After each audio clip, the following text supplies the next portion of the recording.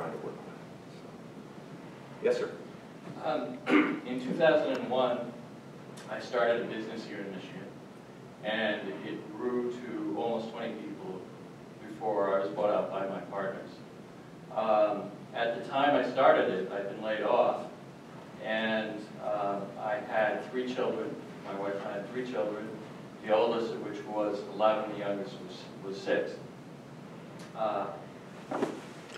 Had I wanted to start that business in 2011, 10 years later, I couldn't have, because I could not have afforded the health insurance to care for my children and my family.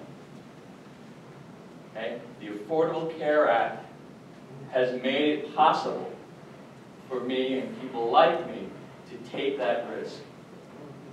The Affordable Care Act is a heritage foundation idea in structure and plan, and it was shown in Massachusetts that it could be worked.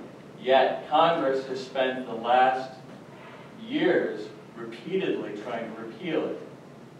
That's not the way we do things. If something isn't right, we fix it. Okay? So sitting there and repealing it when there are things that could be done to fix it is wrong. 50 separate attempts, or whatever it was, to repeal it is wrong. Fix it. Well, there aren't 50 separate attempts. There have been 3 separate attempts to repeal it. There have been 40 separate attempts to fix, repair, replace, delay, to follow the course of what the citizens have asked us to do and why we were elected in 2010 and 2012. Because we said, this is a system that should not be in the United States. It was passed under the cover of darkness by one party.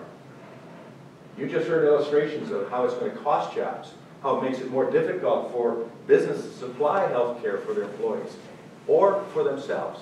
But you just heard an example of how I was able to start, or would be able to start when, and I couldn't before the ACA if I was doing it now. You're saying hypothetically, because you started it before the ACA. I'm about to start a new business. Well, good. That's not to say that the ACA hasn't helped a few people. I met those people. I've also met people who are now being helped by being subsidized, who say, I never want to be subsidized by the government.